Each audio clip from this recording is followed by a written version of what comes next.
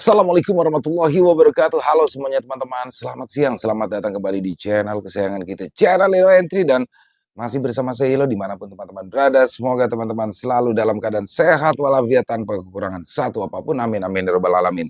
Dan pada kesempatan yang begini saya masih akan membawakan kisah dari Netra Kala Tumbal Tali Perawan. Oh, makin seru ya dari hari ke hari, dan ini sudah masuk part keberapa ya? Keempat ya teman-teman ya. Dan misterinya makin dalam aja.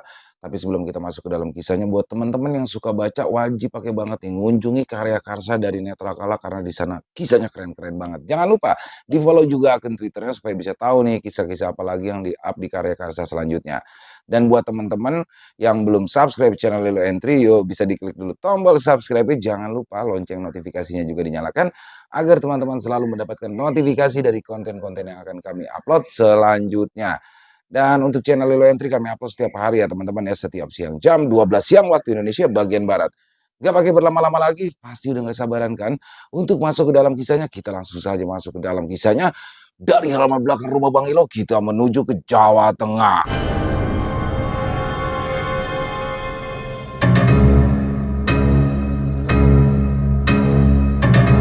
Kisah kelam di desa Renggono, Tumbal Tali Perawan Part 4.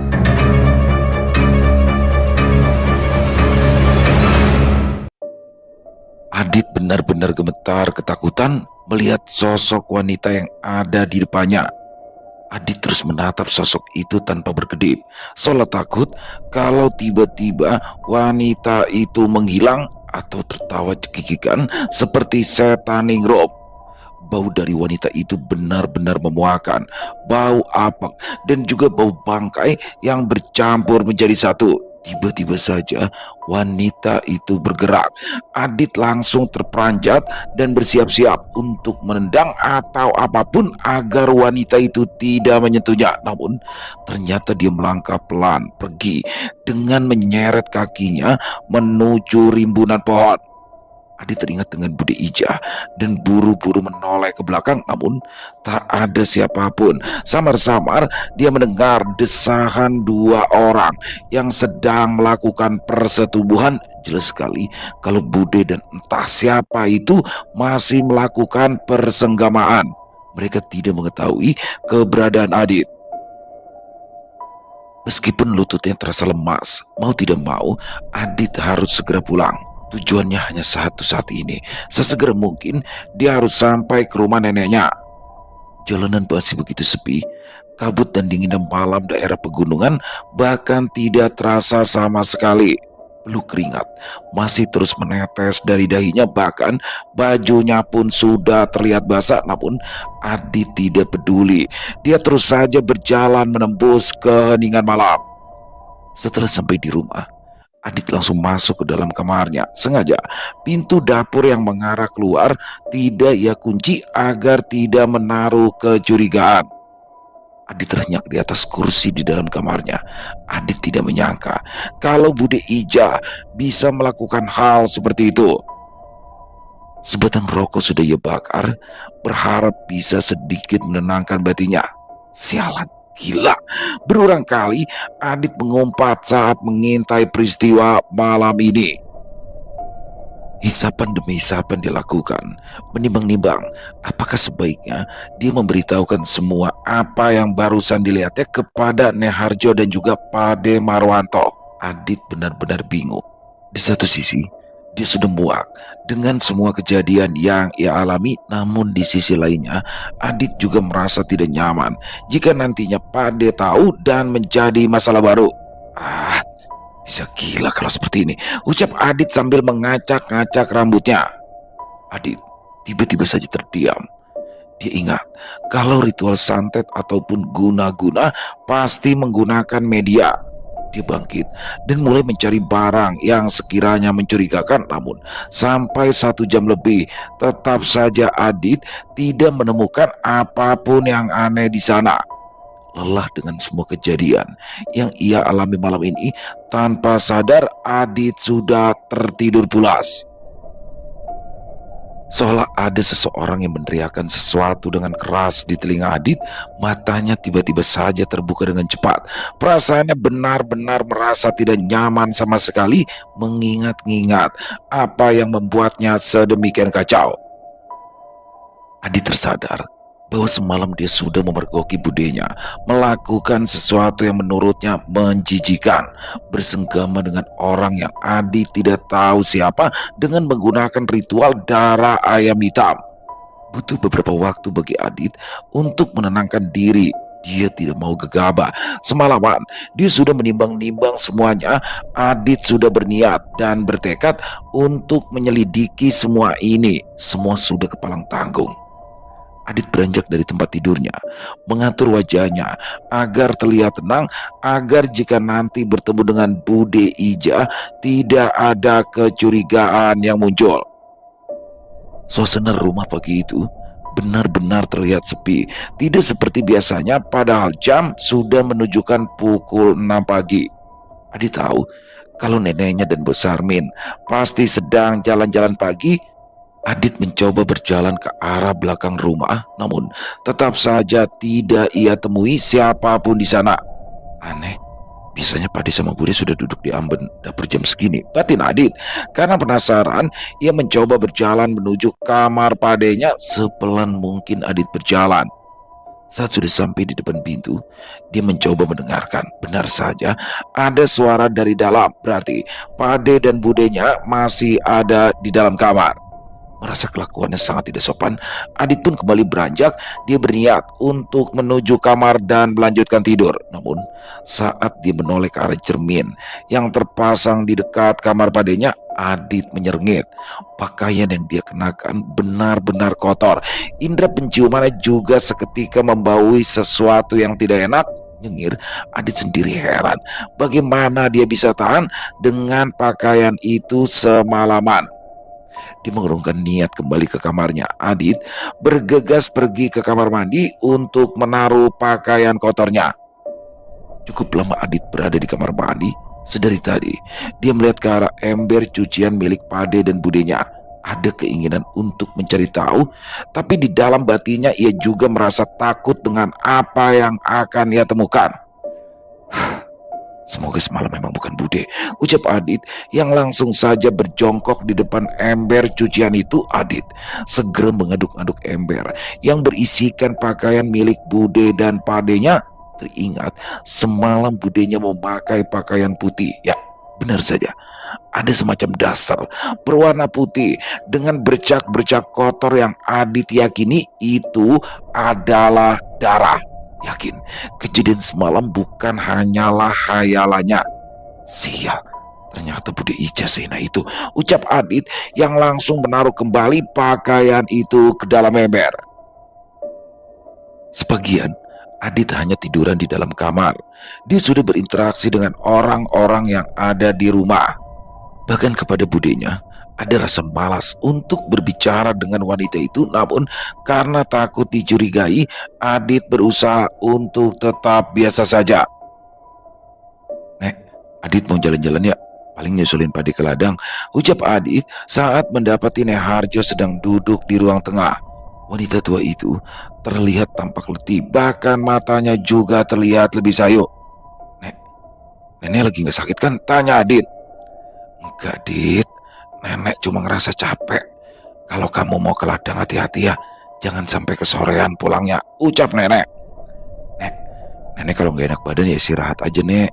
Ingat umur, Nek, kata Adit. Bukan malah setuju dengan perkataan Adit, justru Nek Harjo malah ngomel-ngomel. Dia merasa badannya masih seperti wanita berumur 25 tahun. Terang saja Adit yang mendengar kata seperti itu langsung tertawa. Dia berniat akan memberikan lingerie untuk neneknya kelak. Besok kalau Adit udah sampai di kota, Adit belikan pakaian, mau gak, Nek? Tanya Adit. Lah, kalau cuma pakaian biasa nenek bisa beli sendiri, ucapnya sewot. Loh, ini beda, Nek. Nanti Adit belikan lingerie untuk nenek sesuai dengan umur nenek yang masih 25 tahun seperti Adit. Ucap Adit menahan tawa. Kurang ajar memang, tapi Adit tidak benar-benar ingin membelikan neneknya lingerie. Bukannya senang, malah bisa seluruh keluarganya menangis karena mendapati Adit dibunuh oleh ayahnya yang super galak itu. Yaudah Nek, Adit pergi dulu ya, ucap Adit sambil mencium punggung tangan Nek Harjo. Sepanjang jalan, Adit masih teringat candaan bersama Nek Harjo. Sejenak, dia melupakan permasalahan yang sedang menimpanya. Adit terus berjalan. Beberapa kali, dia bertemu warga, tapi kali ini tidak ada senyum ramah. Tetapi Adit sudah tidak peduli dengan semua itu. Sebetulnya, Adit tidak berniat untuk menuju ke ladang, tapi menuju tempat yang ia lalui semalam. Dia begitu penasaran dengan tempat di mana budenya melakukan persetubuhan dengan laki-laki asing itu. Menengok ke sekitar, Adit tidak mendapati siapapun. Menghela nafas, dia berjalan masuk menuju hutan. Sudah beberapa waktu, dia berjalan mengikuti jalan setapak. Tidak ia temui ada apapun. Suasana terlihat tenang. Hanya terdengar suara burung dan hewan lainnya yang saling bersautan. Adit tidak menyangka saat siang hari ternyata pemandangan yang ia dapatkan begitu elok. Setiap langkah yang ditemui hanya pohon-pohon yang menjulang tinggi. Benar, di sini kemarin aku jatuh, ucap Adit saat dia melihat tempat yang ia yakini di mana dia bertemu dengan wanita misterius itu. Namun tubuhnya tiba-tiba saja tersentak. Adit terdiam mematung. Dia mendengar ada suara-suara yang berasal dari depannya jelas sekali. Itu adalah suara orang yang sedang berbincang-bincang satu sama lain. Mengendap-endap, Adit sedikit masuk ke dalam semak-semak. Beruntungnya dia, semak-semak di sekitarnya cukup tinggi dan lebat. Tadi di rumah, dia sempat berpikir untuk memakai pakaian hijau dan celana gelap, berjaga-jaga jika ada sesuatu yang membahayakan dirinya. Semua sudah terjadi, Mar. Kita harus segera melakukan sesuatu. Aku tidak mau menanggung itu semua. Atau lebih baik kita sudahi saja semua ini, ucap salah seorang laki-laki. Adit membulatkan matanya. Ya, dia kenal dengan suara itu. Kepalang tanggung, sudah sejauh ini semua resiko sudah kita bicarakan jauh-jauh hari, ucap laki-laki satunya. Adit hanya dia mematung, tidak berani bergerak sesenti pun. Handphonenya pun segera ia matikan, takut jika tiba-tiba saja mengeluarkan suara. Ya sudah, nanti kita pikirkan lagi. Jangan sampai ada orang yang tahu, ucap Ade Marwanto yang segera beranjak dari tempat itu. Sedangkan Pak Amar masih celingukan seolah sedang mencari sesuatu. Pikiran Adit semakin kacau. Ada apa ini? Semalam budenya, sekarang padenya dengan Pak Amar. Batin Adit kebingungan. Setelah dirasa aman, Adit pun segera buru-buru pergi dan menuju ke arah ladang. Untung saja di sana dia hanya mendapati warga yang sedang bekerja di ladang milik neneknya. Adit mengeluarkan handphone dan segera menghubungi Arif, berharap dia bisa datang ke sini secepatnya. Sudah beberapa kali Adit mencoba menelpon Arif, namun tidak ada jawaban sama sekali. Pesan teks juga sudah dia kirimkan. 1 jam lebih Adit menunggu, tapi tidak ada tanda-tanda Arif membalas atau menelpon dirinya balik. Saat sudah ingin beranjak pulang, tiba-tiba handphone yang ada di dalam kantongnya bergetar. Buru-buru Adit membuka pesan teks dari Arif. Besok kita ketemu di ladang pagi. Keesokan paginya, Adit sudah bersiap bertemu dengan Arif. Semua informasi yang dia sudah punya ia siapkan, bahkan dia juga menuliskannya di handphonenya agar tidak ada yang terlewatkan. Mau kemana? Pagi-pagi, tumben, ucap Nek Harjo saat mendapati Adit yang sudah berdiri di teras rumah. Olahraga, Nek.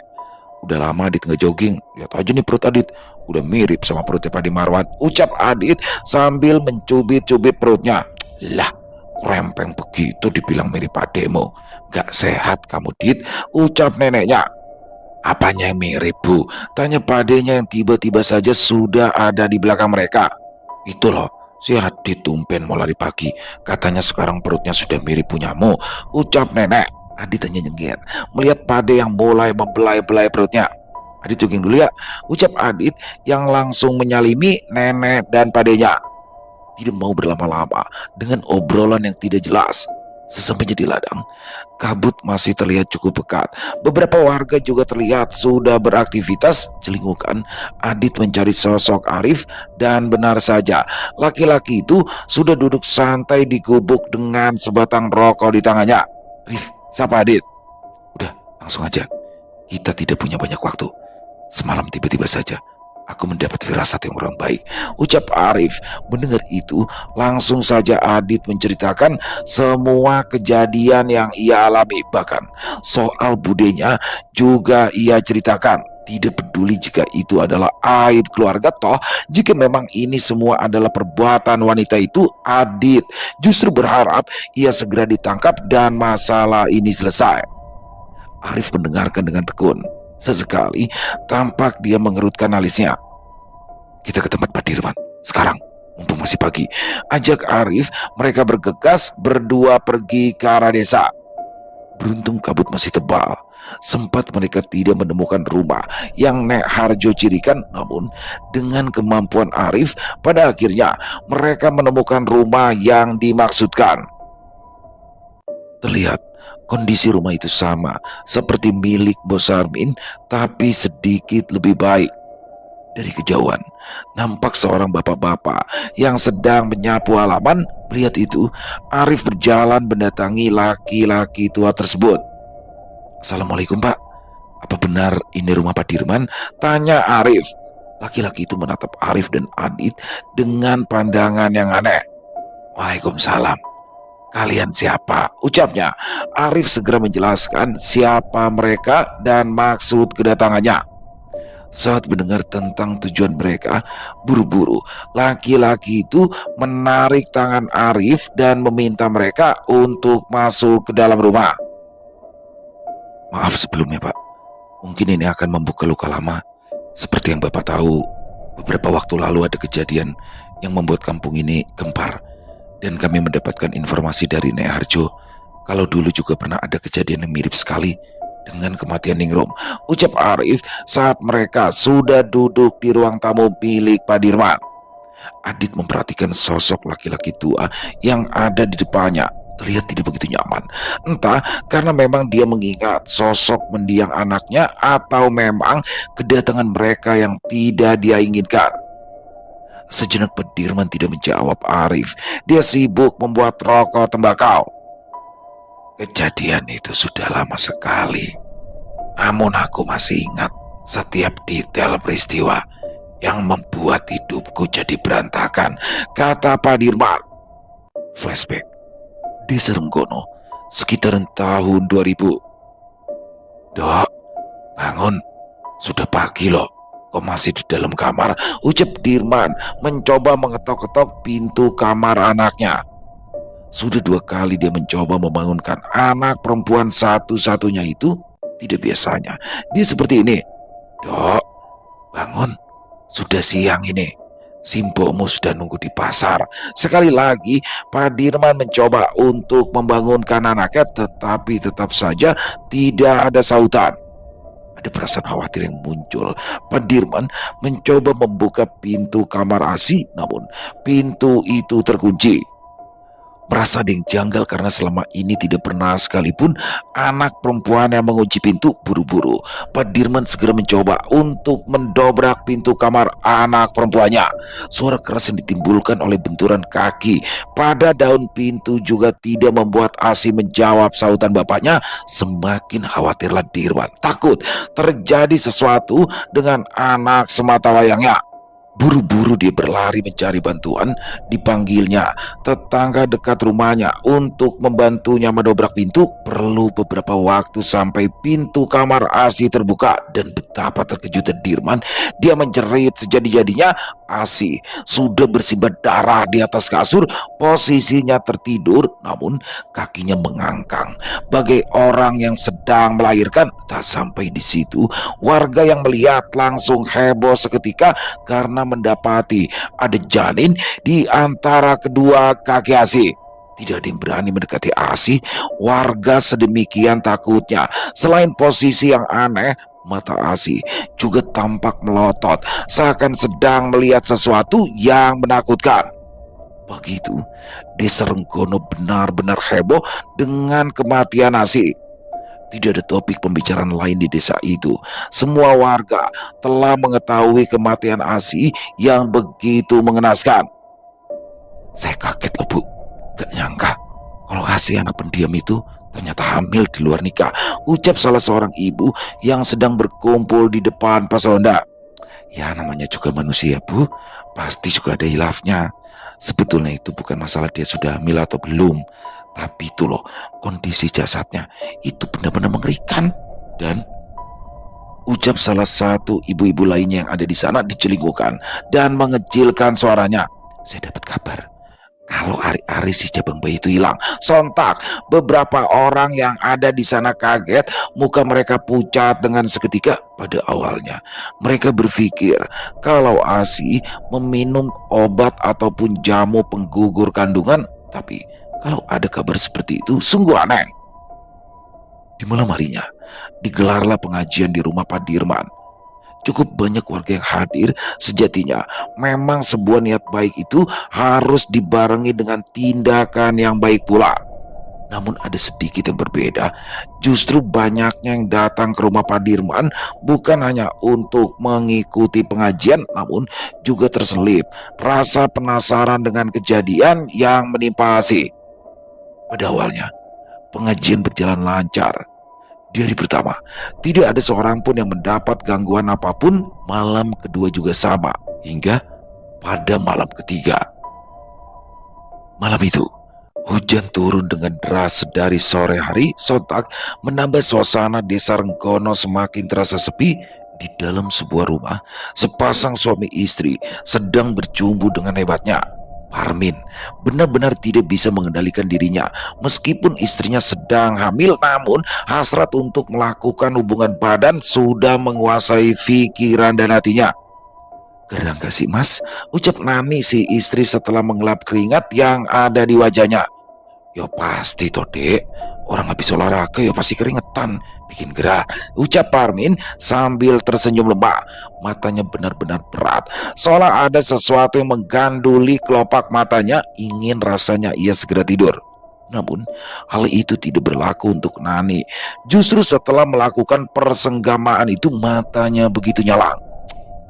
Gak biasanya gak begini kok, ucapnya sambil mengipas-ngipaskan tangannya ke wajah. Tidak ada sautan dari suaminya. Terdengar dengkur lembut dari mulut laki-laki yang sudah menikahinya selama setahun ini. Jengkel, Nani sebetulnya ingin mencubit suaminya, tapi ia urungkan. Beberapa kali Nani mencoba mengatur posisi agar lebih nyaman saat tidur, tapi tetap saja seolah sedang ada orang yang menghidupkan api unggun di dalam kamarnya. Rasanya begitu gerah, padahal di luar hujan masih begitu deras. Nani beranjak keluar kamar, berniat untuk mengambil air, berharap bisa mengurangi sedikit rasa panas yang menguar dari tubuhnya. Dia berjalan pelan sambil memegangi perutnya yang sudah mulai membesar. Dilihatnya lampu ruang tamu sudah mati, hanya terlihat pendar kekuningan yang berasal dari lampu pijar yang ada di teras rumahnya. Nani terdiam. Ada sesuatu yang sedang duduk di kursi teras miliknya. Meski tidak terlihat dengan jelas, namun nampak sekali memang di sana ada seseorang yang sedang duduk. Pada awalnya, Nani berniat untuk melihat, tapi ia urungkan. Buru-buru ia masuk ke dalam kamarnya. Mas Parmin, bangun, ucap Nani sambil menggoyang-goyangkan tubuh suaminya. Napa tuh dek? Udah ya tidur, kata Parmin dengan suara yang masih mengantuk. Itu, di teras ada orang mas, ucap Nani. Namun tetap saja Parmin tidak bergerak dan justru melanjutkan tidurnya. Kesal, Nani beranjak dan berniat untuk melihat siapa gerangan yang sedang duduk di teras rumahnya. Namun saat Nani melihat kembali ke arah teras, sosok tersebut sudah tidak ada. Mungkin salah lihat, ucap Nani. Baru saja Nani berbalik, berniat untuk mengambil air di dapur, badannya seolah menjadi kaku. Mulutnya terkunci, beberapa meter di depannya ada sesuatu yang mengerikan. Sesuatu yang sedang merangkak di dinding rumahnya. Bukan, itu bukan merangkak, tapi seperti orang kayang dan berjalan menggunakan tangan dan kakinya. Mata Nanik memanas menahan takut. Asih, tetangganya yang baru saja meninggal beberapa hari lalu, kini berada di dalam rumahnya dan menempel di dinding dapur. Nik, tolong Nik, sakit. Tolong, ucap lirih Asih masih dengan menempel di dinding. Nani hanya bisa terdiam dan menangis. Tubuhnya benar-benar tidak bisa digerakkan. Batinnya terus meneriakkan nama suaminya untuk menolongnya. Berdoa pun dia lupa dengan semua bacaan yang pernah ia pelajari saat dulu mengaji. Sosok itu bergerak perlahan menuju ke arah Nani. Nik, aku njaluk tolong. Ini bukan anakku nih. Bisik suara Asih parau sambil menunjukkan gumpalan berwarna merah yang sudah memiliki bentuk badan mirip sekali dengan janin manusia. Nani tersentak. Dia langsung berteriak dan jatuh terpuruk di lantai. Pagi harinya dia terbangun. Nampak Parmin dan kedua orang tuanya sudah berada di dekatnya.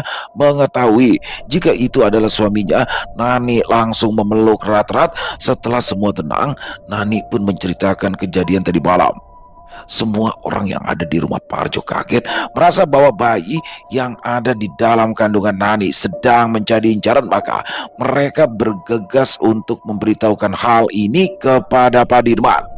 Namun tetap saja Pak Dirman tidak percaya dengan semua cerita itu. Bahkan beberapa hari kemudian sudah banyak warga yang mengalami kejadian serupa.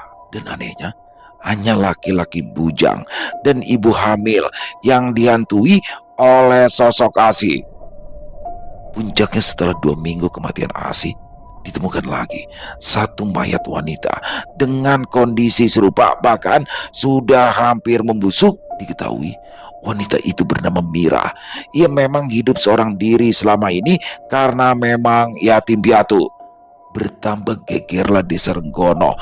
Banyak desas-desus yang menyebutkan bahwa Pak Dirmanlah yang sedang melakukan ilmu hitam yang mengorbankan wanita hamil. Hanya karena saat itu usaha kami di pasar sedang bagus-bagusnya, warga desa dengan mudah menyimpulkan seperti itu. Semenjak itulah mereka mengucilkan keluarga saya. Dan beberapa bulan kemudian ibunya Asih juga meninggal karena stres mikirin kematian anaknya dan juga hujatan dari warga di sini, ucap Pak Dirman dengan mata memerah. Adit yang mendengar hal itu benar-benar geram. Bagaimana mungkin bisa ada orang yang mau dan tega melakukan perbuatan seperti itu? Ada satu lagi yang ingin saya tahu, Pak. Nenek saya cerita kalau ada laki-laki yang melihat seorang wanita memakan hari-hari bayi. Tanya Adit. Ya itulah Parmin. Dia yang mengatakan kalau dia melihat ada wanita di dekat rumahku sedang memakan hari-hari.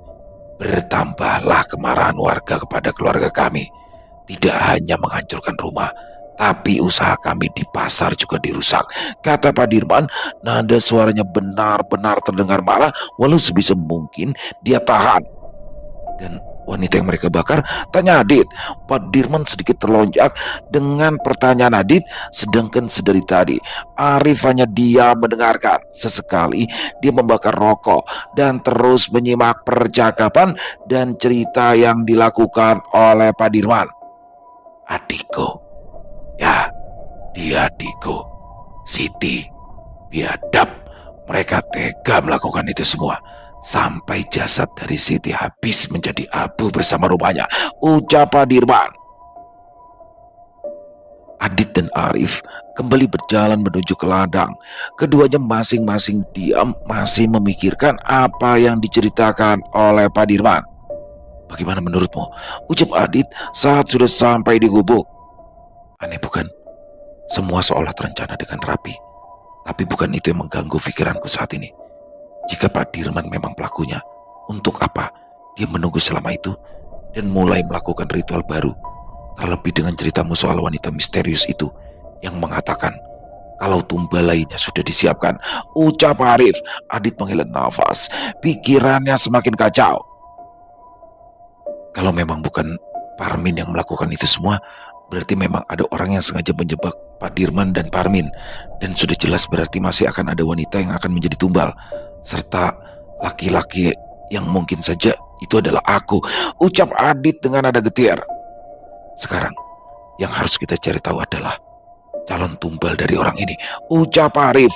Tatapannya menerawang jauh. Sebatang rokok terjepit di antara dua jarinya. Hembusan demi hembusan asap putih ia keluarkan dari mulut dan hidungnya. Bagaimana caranya? Ucap Adit. Ya itulah yang sedang aku pikirkan.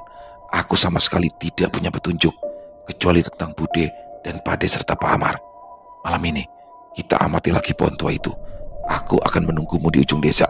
Ucap Arif dan segera beranjak. Adit yang mengerti hanya bisa mengikuti, toh memang ini juga demi keselamatannya. Sepulang dari ladang, Adit hanya mendapati keberadaan Nek Harjo dan Mbok Sarmin. Nampak Nek Harjo sedang mengajari Mbok Sarmin untuk merajut, hal yang memang sudah menjadi kebiasaan Nek Harjo. Hampir setiap tahun, Adit selalu mendapatkan kiriman sweater rajutan tangan neneknya itu. Pade sama Bude kemana, Nek? Tanya Adit saat sudah duduk di ruang keluarga. Ayo di ladang pastinya. Memangnya kamu gak ketemu?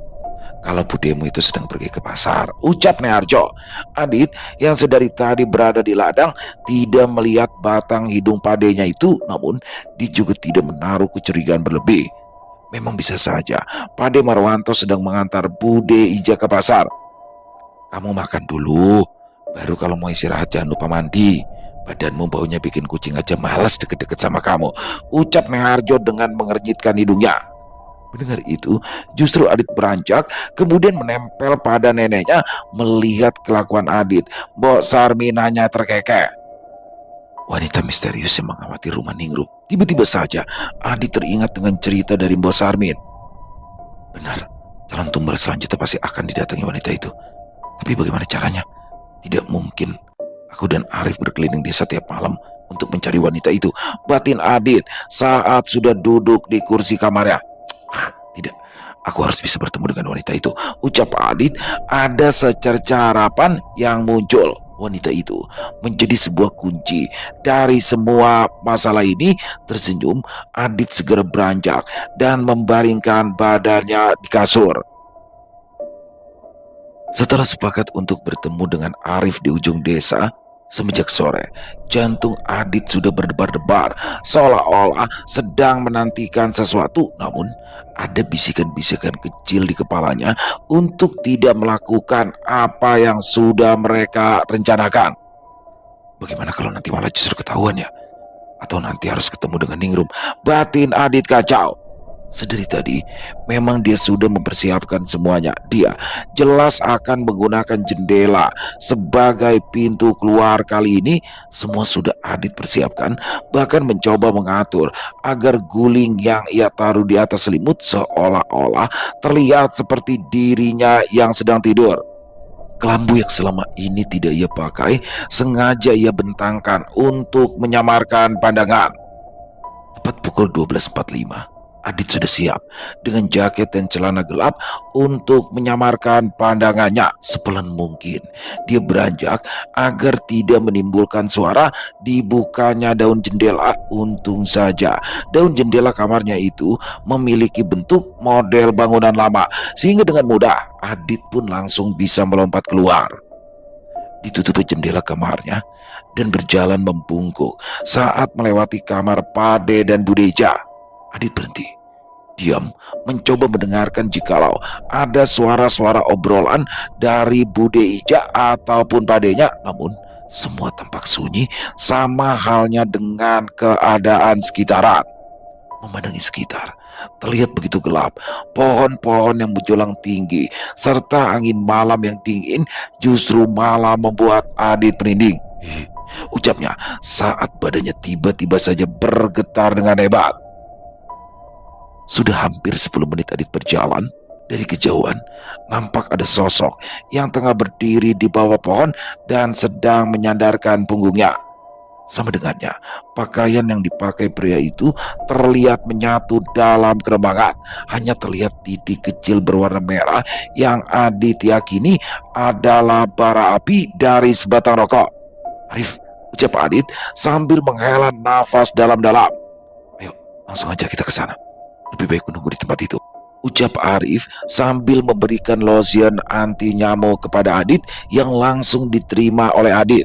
Dia tidak kepikiran jika di hutan nanti kemungkinan ada banyak serangga yang bisa saja membuat perbuatan mereka ketahuan. "Tunggu sebentar, Arif. Ada yang ingin aku bicarakan," ucap Adit. "Waktu kita nggak banyak. Ayo, bicarakan sambil jalan," kata Arif yang mulai melangkahkan kakinya menuju ke arah hutan. Adit hanya bisa mengikuti. Toh, sebenarnya jauh lebih nyaman untuk berbicara di hutan daripada di ujung desa. Berjalan beriringan, tidak ada satupun ucapan yang keluar dari bibir mereka. Semakin jauh masuk ke dalam, detak jantung Adit juga terasa makin cepat. Gila, kemarin aku malam-malam kesini sendirian, batin Adit yang justru heran dengan kelakuannya waktu itu. "Kamu ingat gak, Rif, dengan wanita yang aku ceritakan kemarin?" tanya Adit saat mereka sudah mulai masuk ke dalam kerembangan pohon. "Wanita yang mana?" ucap Arif sambil masih berjalan menapaki jalan setapak. "Wanita yang kutemui, yang memberitahukan kalau akan ada tumbal lainnya," ujar Adit. "Kenapa dengan dia?" kata Arif yang mulai penasaran. "Apa kamu gak ingat dengan cerita Mbok Sarmin? Kalau malam-malam sebelum kematian Ningrum, dia selalu memperlihatkan dirinya. Dan kemarin, dia memberikan entah itu petunjuk atau jangan. Aku juga gak tahu. Tapi bukannya itu aneh ya?" ucap Adit yang terus saja mencoba mengimbangi langkah kaki Arif yang kian cepat. Arif berhenti tiba-tiba, nampak sekali dari raut wajahnya ia sedang memikirkan sesuatu. "Benar, ada yang aneh. Kenapa nggak terfikirkan sama aku ya?" ucapnya. "Benar kan? Aku hanya berpikir kalau wanita itu tahu sesuatu. Aku tidak tahu apakah saat dia berada di depan rumah Ningrum sedang memberikan peringatan atau justru sedang menandai," ucap Adit. "Kalau memang dia sedang menandai sesuatu dan menampakkan dirinya ke seseorang, bisa dibilang orang itu jadi tumbal selanjutnya. Begitu maksudmu?" tanya Arif.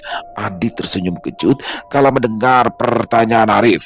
Dia tidak menyadari kalau buah pikirannya justru akan mengantarkannya kepada pertanyaan baru.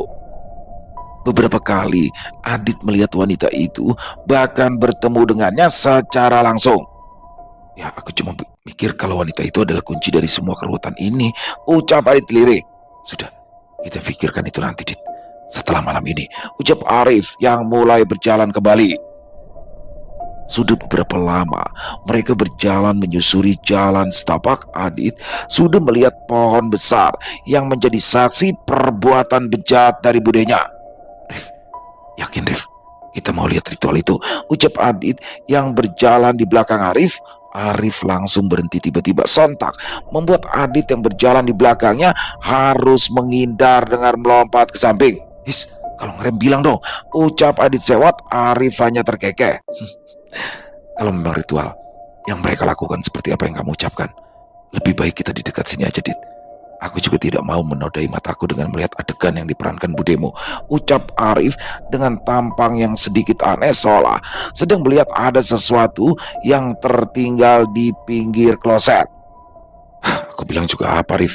ucap Adit yang langsung mengedarkan pandangannya ke sekeliling. Namun berbeda dengan Arif, langsung saja dia menyibak semak-semak. Arif terus saja berjalan menuju ke dalam kerembangan pepohonan. Adit tidak langsung mengikuti, ada perasaan untuk menunggu. Sekali lagi ia mengedarkan pandangannya. Beberapa kali ia menatap ke arah jalan yang barusan dia lalui, takut kalau ada orang yang sedang berjalan ke arah mereka. Namun saat dia melihat ke arah pohon, tiba-tiba saja ada sekelebat kain putih yang lewat beberapa meter di depannya, Bulu-bulu halus yang ada di tubuh Adit langsung meremang hebat. Tanpa pikir panjang, Adit langsung melompat dan berlari menuju ke arah Arif yang sudah beberapa meter jauh di depannya. "Ngapain lari-lari?" ucap Arif keheranan. "Ada kain terbang, Rif. Udahlah, mendingan pulang aja yuk," ucap Adit ketakutan. Nafasnya masih memburu, jantungnya berdetak begitu cepat, bahkan keringat mulai membanjiri tubuhnya. "Udah tenang aja. Dari tadi aku juga udah lihat mereka. Lihat saja di belakangmu. Ada pocong dengan kain lusuh. Mukanya banyak sekali koreng dan mengeluarkan belatung. Belum lagi baunya. Coba aja kalau tidak percaya," ucap Arif dengan muka polos. "Bangsat kamu, Rif," ucap Adit yang langsung saja menempelkan badannya dekat-dekat dengan Arif. Lihat itu, Arif justru terkekeh. Memang benar, sedari masuk ke dalam hutan, dia sudah melihat para penunggu yang ada di sini. Seketika, Arif menyenggol Adit dan memberikan gestur tangan di atas bibirnya, jelas memintanya untuk diam. Adit yang masih ketakutan tidak bisa berkonsentrasi sehingga tidak menyadari kalau ada suara-suara yang mendekat ke arah mereka. Setelah Adit diam dan mendengarkan, benar, memang terdengar sayup-sayup suara langkah kaki dan obrolan diri. Lambat laun, suara langkah kaki itu semakin terlihat dengan jelas. Adit benar-benar berharap itu bukanlah budenya. Ya, semoga itu adalah orang lain. Tetapi memang semesta sedang tidak mendukungnya. Begitu sialnya dia malam ini. Jantungnya terasa berhenti berdetak, tubuhnya melemas. Tatkala yang Adit lihat justru malah membuat dirinya semakin drop. Bude Ija dan Pade Marwanto sedang berjalan beriringan persis sekali menggunakan pakaian yang semalam Adit lihat. Ingin rasanya Adit keluar dari tempat persembunyiannya dan melabrak mereka, tapi ia tidak ada keberanian untuk melakukan itu. Justru rasa penasaran dalam hatinya membuncah semakin kuat. Ingin sekali Adit mengetahui apa yang akan dilakukan oleh dua orang keluarganya ini. "Sudah, Bu, di sini aja. Sudah, kamu pastikan tidak ada yang mengikuti kita kan?" ucap Pade Marwanto lirih. "Sudah, Pak. Tadi sebelum kesini sudah Ibu cek semua. Orang rumah sudah pada tidur," ucap Bu Deja.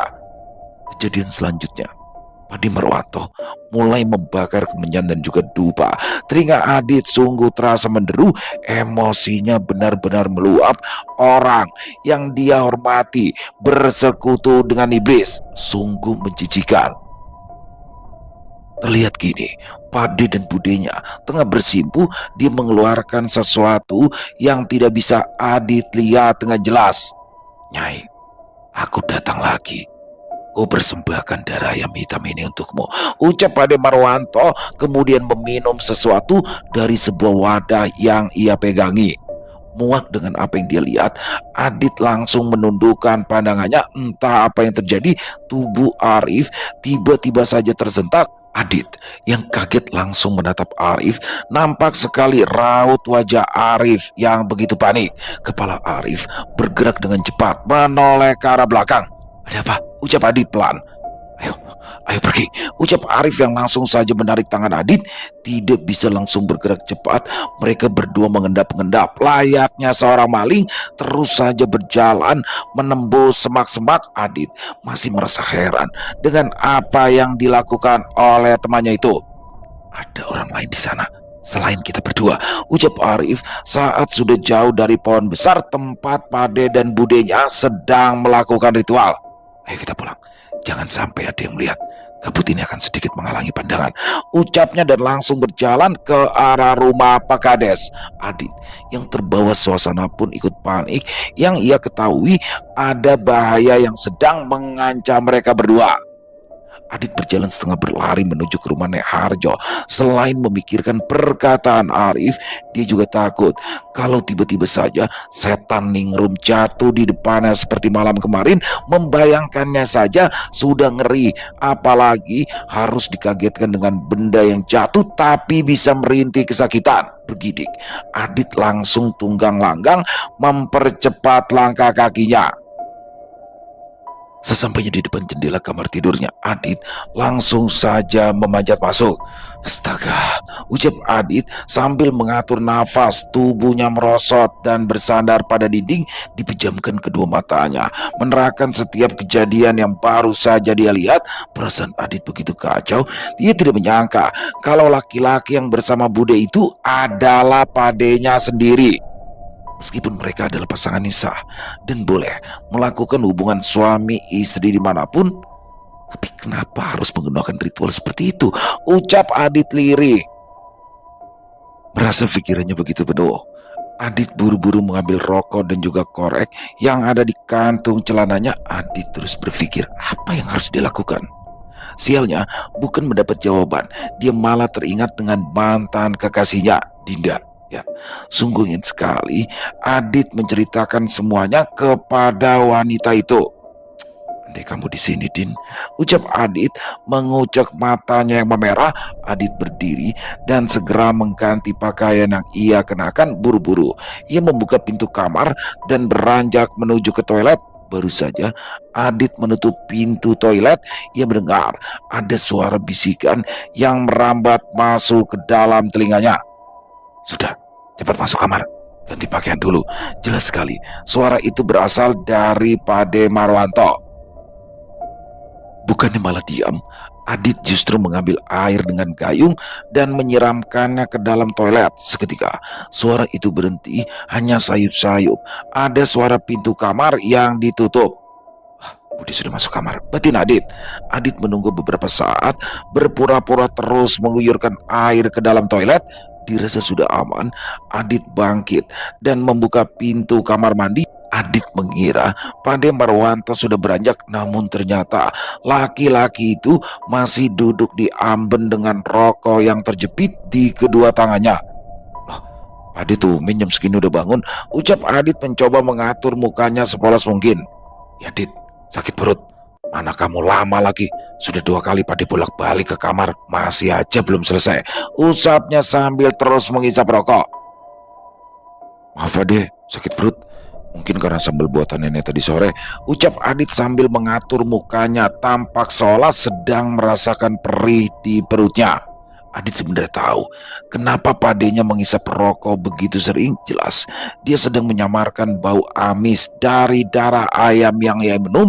Menahan mual, Adit segera pamit dan beranjak menuju ke kamar. Selesai. Wow, luar biasa. Kisah tumbal tali perawan makin terkuak di sini ya, misterinya bagaimana. Dan ternyata itu Bude Ije bersama Pade Marwanto. Jadi laki-laki yang kemarin gak kelihatan, dipikirnya selingkuh ya. Saya juga mikir, wah selingkuh nih Bude Ije. Tapi ternyata di situ sama suaminya sendiri. Oke, dia sebagai suami istri boleh melakukan di mana saja ya hubungan suami istri. Tapi kenapa harus di tengah hutan dan dengan meminum darah ayam cemani dulu sebelumnya? Nih sebenarnya ada apa sih gitu kan? Ada sangkut paut apanya? Dan di sini mulai sedikit terkuak nih ya teman-teman ya. Dan apakah benar ternyata ini semua adalah akibat ulah dari Pade Marwanto dan juga Bude Ije? Pokoknya buat teman-teman jangan sampai ketinggalan untuk besok masuk part 5-nya. Ini udah mendekati endingnya teman-teman ya. Dan sekali lagi kami ucapkan terima kasih kepada Netra Kala atas izinnya saya bisa untuk membawakan kisah luar biasa ini. Dan semoga kisah ini bisa menghibur teman-teman semua ya. Para pecinta penikmat horor misteri, lebih khusus lagi kepada para subscriber dari channel Ilo Entry. Buat yang punya komentar lain, yang punya pendapat lain bisa menuliskan di dalam kolom komentar ataupun hanya sekedar saling menyapa. Insya Allah kami akan menjawabnya satu persatu. Buat teman-teman yang suka dengan videonya bisa diklik tombol like atau tombol jempol, boleh juga dong dibantu di share ya link videonya ini ke teman-temannya yang lain agar juga ikut merasa terhibur. Dan buat teman-teman yang belum subscribe, sekali lagi yuk diklik dulu tombol subscribe, jangan lupa lonceng notifikasinya dinyalakan agar teman-teman selalu mendapatkan notifikasi dari konten-konten yang akan kami upload selanjutnya. Dan saya juga mengucapkan terima kasih ya kepada seluruh teman-teman yang sudah selalu setia hadir, yang sudah selalu mendukung kami, karena teman-teman kami selalu bersemangat berkarya di setiap harinya. Di akhir kata saya mengucapkan permohonan maaf apabila mungkin dalam pembawaan kisahnya barusan ada kata-kata saya yang salah ataupun ada kata-kata saya mungkin yang kurang berkenan. Saya mohon dibukakan pintu maaf yang seluas-luasnya. Sampai berjumpa lagi di konten-konten kami selanjutnya. Masih bersama saya Ilo di channel Ilo Entry. Salam sehat, sukses selalu untuk kita semua. Wassalamualaikum warahmatullahi wabarakatuh.